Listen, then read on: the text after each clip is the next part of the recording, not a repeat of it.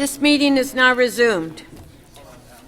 Before the recess, Council was debating Licensing and Standards Committee LS 20.1 on prohibited animals review. Council will return that item after the release of member holds. Okay, release of member holds. Come on, councillors. Councillor Holliday. Yes, thank you, Speaker. I'd like to release MM 31.45. I'm sorry, which, okay, on page 6? Page 6, yep. With just the only statement is I think this is premature considering we haven't received the report that Councillor Ford has requested in his motion. And on this, I'd like a recorded vote. MM 31.45, support and principle for Bill 148. Well, we're going to have a recorded vote. We're in the middle of a vote. Let's go. We're not. He didn't follow what the item was, and in terms of procedure. Okay, it's being held. Okay. I can keep holding it. Councillor Robinson. Madam Chair, I'd like to release the item I attempted to release before lunch, and I lost my sheets. Gary? Help yourself. Gary's giving me his sheets. So it's a North York Community Council, page 4, NY 23.2, final report site plan control application. And I've made my comments prior to lunch, Madam Speaker. So if we could just support the safety of the children. On the amendment? On favor, carried. Clause is amended, recorded vote.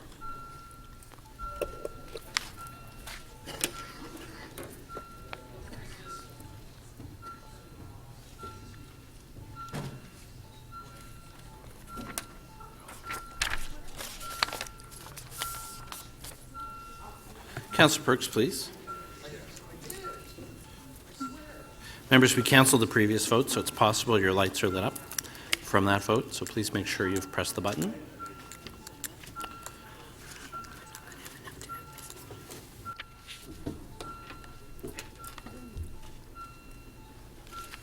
Councillor Bailao, please.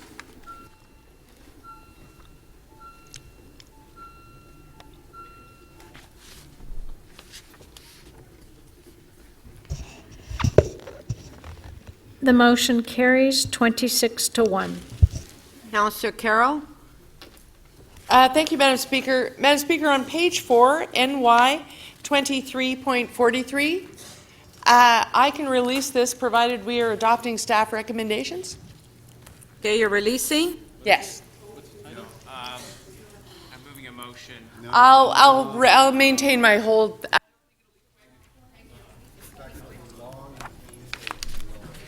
Do we have any more? I'm urging members of council to try to release items that they have.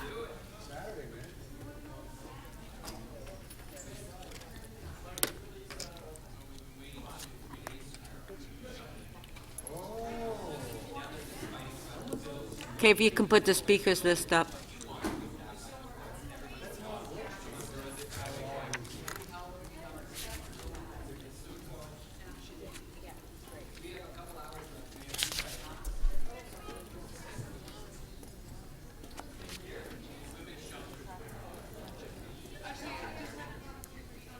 Councillor de Bearmaker. Thank you, Madam Speaker. I've got two motions that I'm going to move. One motion just requests a staff report back to the Licensing Committee on the advantages and merits of a positive list for the regulation of animals in the City of Toronto for the first quarter of 2018. And the other motion has two components. One, that we amend the bylaw to permit earth rangers to continue using their existing skunk, pine marten, armadillo, and porcupine for educational purposes in the City of Toronto until January 1st, 2021, and also allowing the Toronto Zoo to continue to take animals off-site. Madam Speaker, I certainly support the staff recommendations in terms of prohibited animals. It's actually a very good piece of animal welfare legislation. I think Councillor Ainsley, myself, many people thought that perhaps the zoo, for example, the zoo takes rattlesnakes in vehicles to the Canadian Border Security, to Canada Post, to the Toronto Police Department, to the Hospital for Sick Children. So we originally thought, you know what, we should not allow even the zoo to take animals off-site that are on the prohibited list for those very valid reasons. Talking to staff, however, the logistics at the Toronto Zoo to provide the educational outreach that they need to people like the Hospital for Sick Children, the doctors that are there, the staff that are handling packages that come across the border, because apparently some people order exotic animals and prohibited animals through the internet. And so sometimes Canada Post employees open up a box and there's a snake in it. So we're allowing the zoo to continue the work that they're doing.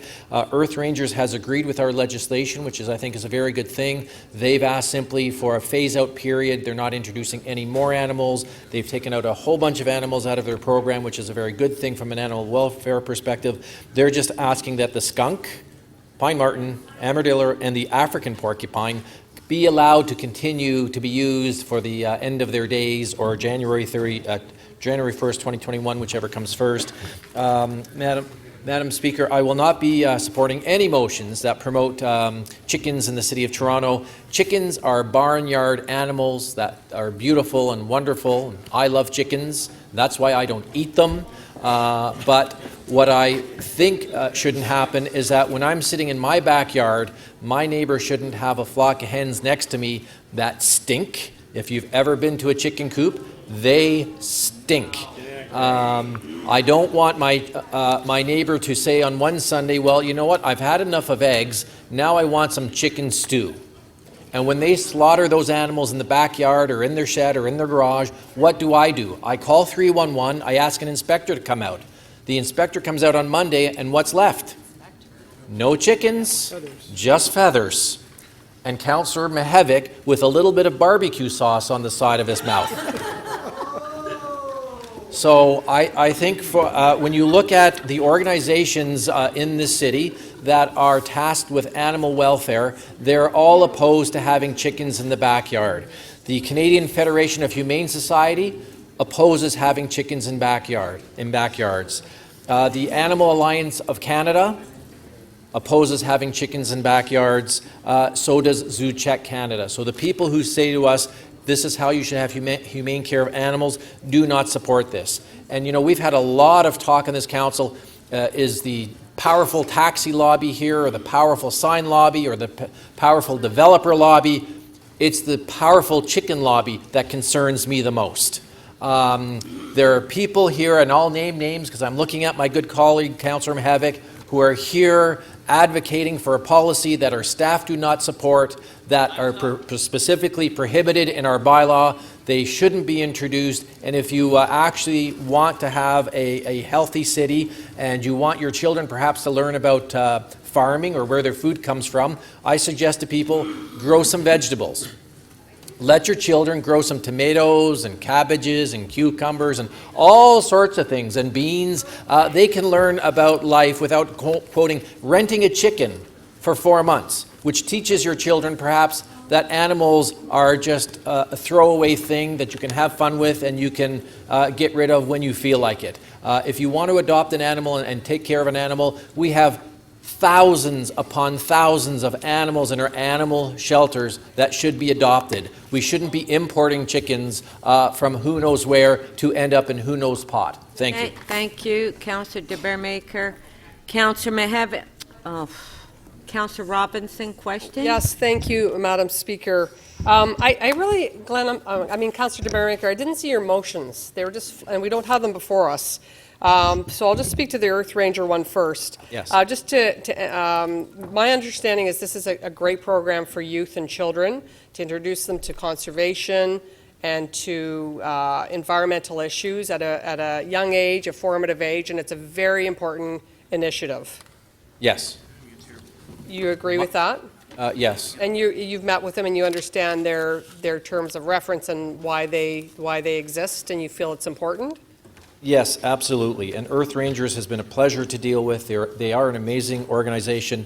They themselves, to clarify my motion, Earth Rangers has agreed with our staff recommendations. They have agreed that society is changing, and what was acceptable 5 or 10 years ago is no longer acceptable today. So they are agreeing to eliminate prohibited animals from their outreach and education programs. They've just asked, because they have these 4 animals, to let them to continue to use those animals, and then once those animals are gone, they will use other animals that are not on the prohibited list. Okay, thank you. So I'll be supporting that. And your other, tell me a little bit about your other motion, because I don't have it in front of me. Your second motion. The positive list, so there, we have a system now that we prohibit animals. To give you an example, there are 10,000 species of birds. So we list 5 or 10 or 15 types of species that you can't have. That leaves the other 9,500 species of birds able for you to go on the internet, and if you happen to like certain types of birds, anywhere on planet Earth nowadays, you can actually go on the internet, and if you have enough money, you can order them in a box through the internet to come to your house. So all of, I'd say a number of animal welfare organizations came and deputed at committee and said, we think the city should migrate or move over to a positive list where the city staff work with all the stakeholders and say, here are the animals south of Steeles that we think are appropriate in an urban environment, but if they're not on that list, then it's up to you to demonstrate to our staff why they should be put on the list. So if it's one of those 9,000 species of birds, and we don't think it belongs in the City of Toronto, it would be up to a proponent who wants to import them into Canada to tell us why that species should be allowed in Canada. Same with all the snakes, the reptiles, everything else. Thank you very much. Point of order, Madam Speaker.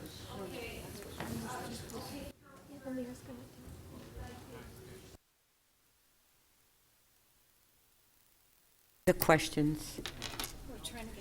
Yes. If, please, members, we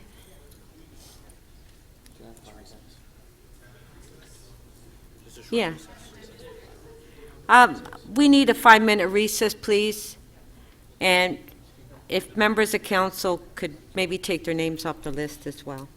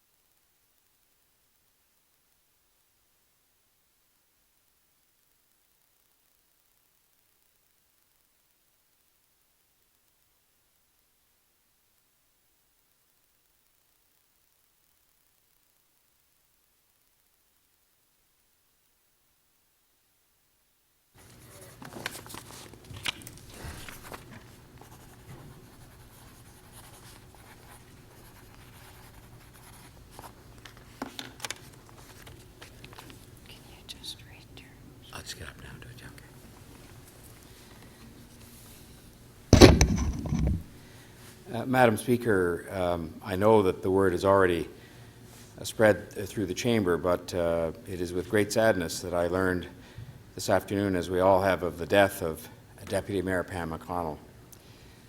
Pam was a friend to all of us, but also a friend to many, many others, and of course was a wife, a mother, and a grandmother, and how proud she was of her family. I think much of the time that I spent talking to her, in the relatively short time that I've spent lots of time with her, she was talking about her family. But we knew her as well as a woman who proudly and enthusiastically and energetically served her city and the people of Toronto for more than 35 years in many different capacities. And I don't think there's any question whatsoever that Toronto is a better and fairer place and city thanks to her service and also thanks to her advocacy. She was a strong defender for Toronto and for the City of Toronto. During her time as a City Councillor and as Deputy Mayor, she was responsible for leading Toronto's poverty reduction strategy. And, you know, we debate these things inside here and whether we're doing enough or we can never be doing enough, but I can just tell you from the standpoint of myself, one of the reasons I asked her to take on the responsibility she did is because I knew that her heart would be in it. I knew that she would push me and push us to do more, because in her heart, it was really what she wanted to do more so than anything else, was to create a fairer place, which in turn would make the city stronger. She said correctly, and we all, I'm sure, will remember this, and she was right, when she said in 2015, when this strategy was approved and launched, that poverty is everybody's business. And she said, and I go on and I quote her because I think these are words that I know will stand the test of time long after all of us are gone from here. The survival and prosperity of Toronto demands that we pay attention to moving as many Torontonians as possible down the road from poverty to prosperity. And you know, we can all speak those words, but she lived by those words. They came from her heart. They came with a passion that was almost beyond comprehension. She crafted, I think, as you know, with the help of immense numbers of people in the community, but that in a way was the point, that when she was given the responsibility to craft a strategy, she did it insisting on the help of thousands of people, including many people with lived experience with poverty. And what she did through that work is going to ensure that more people prosper, that more families are helped, that more children have opportunities here in Toronto. And this will end up being, although it's the hardest one in some respects to measure, her greatest legacy as a public servant. What she achieved, and she would be the first to say if she was here that she didn't do it by herself, but what she achieved, which the world recognizes through the revitalization of Regent Park, is something that is historic in terms of our own city, but also historic in a much broader context. And we have there today a community that is not perfect, and it's not yet what we all want it to be, but it is something that is a proud legacy for her and for the city, and a lot of that was her work. We all know she was busy at work transforming St. Lawrence Market, getting the Jack Layton ferry terminal done, turning the West Donlands and East Bayfront neighborhoods into vibrant communities. We were just talking yesterday about some of the things that are to come in the West Donlands in particular, and I hope that we'll find a suitable opportunity to recognize her work there.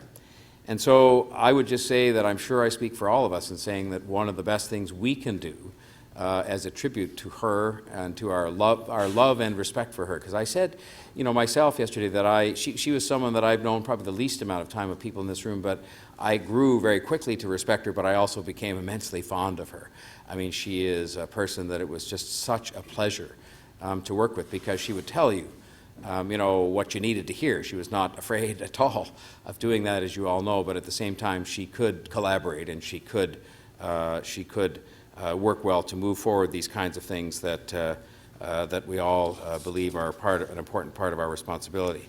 Pam has a long history with the City of Toronto. Her initial work, of course, centered, and I think her passion remained throughout, with children. She oversaw the opening of the Wellesley Community Centre, the first community centre in Toronto after amalgamation.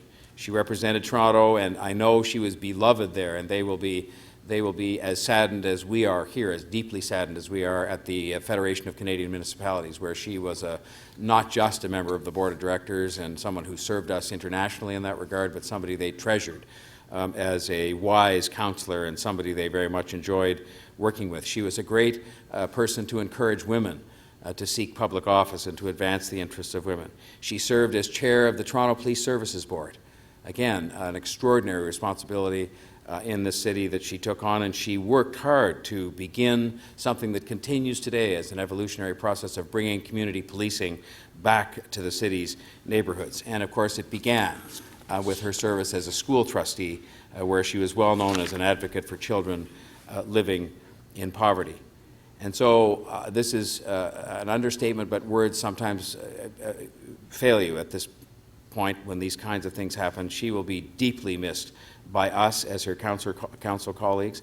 I know as well by city staff, who I know again that she treated with the utmost of respect as an example, and she'll be deeply missed by the community. I will tell you that beyond having had a visit with her yesterday where she was Pam. I mean, she was there with the tubes and all of the sort of the things of modern medicine that unfortunately couldn't save her. But she had a twinkle in her eye. She was fighting as hard as she could. And that sense of passion, that sense of integrity, that sense of collegiality was still there, evident in her on that last visit. But I was going to say before that, the time that I'm very fond of remembering, and I can't recall if others of you were there, but it was at the opening of Bearsky Park. And again, it was just one more thing of a long, long list, and I haven't done justice to the list today, but it was a long, long list of things that she took such an interest in, and she was able to stand up there.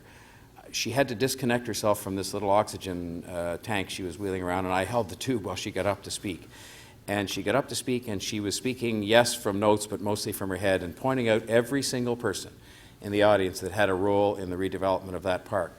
And again, it was a truly community-based, community-initiated endeavor. But you could tell that for every bit of gratitude that was going out from her at that podium, there was affection coming back her way from those people. And I'm sorry it didn't work, but I said to the people that day, would you please just give a round of applause solely for the purpose of saying, get better, Pam, because she'd come out of her sickbed at home to be at that ceremony. I offered to cancel it because if she couldn't be there. And they gave her, as you might expect, the warmest round of applause that you could ever imagine. And I hope that that applause was ringing in her ears as she was having her last moments in the hospital today. She's an example of public service in every respect. She's an example of commitment to the people who need our help the most here as we sit here and carry out our responsibilities. She's an example of consensus building and finding common ground. And we will just miss her more than I can possibly on anybody's behalf, and I wouldn't presume to speak on your behalf. We will miss her greatly. I will just conclude by saying, Madam Speaker, that our thoughts, of course, are with Jim, her husband, with their two daughters, Heather Ann and Madeline, and with her 4 grandchildren, and with her many, many, many friends. And they fit into many, many categories, too many to even try to list. When you can emerge from a career as long in public life as she had and have as many friends as she has, that is a remarkable statement in and of itself of who and what Deputy Mayor Pam McConnell was. And so I would ask that you, before we unfortunately have to do something just to procedurally bring an end to this meeting, there will be a motion to be moved, which I will do in a moment, but I would ask before we do that you rise and observe a moment of silence for our wonderful, wonderful friend and public servant, Deputy Mayor Pam McConnell.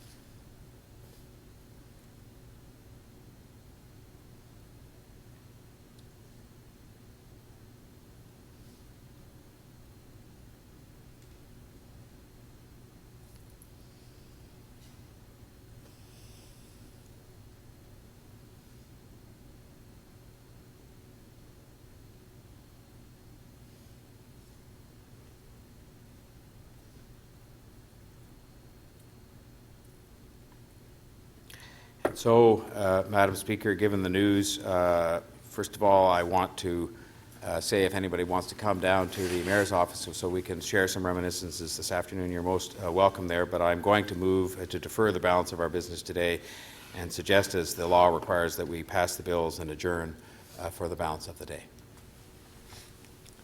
Okay. Motion. All in favor? Carried. Members, I move that leave be granted to introduce the bills. All in favor? Carried. Shall these bills be passed and declared as a bylaw? All in favor? Carried. Members, I move that we excuse absentees. All in favor? Carried. Members, I move that leave be granted to introduce a confirming bill. All in favor? Carried. Shall this bill be passed and declared as a bylaw? All in favor? Carried. Meeting is adjourned.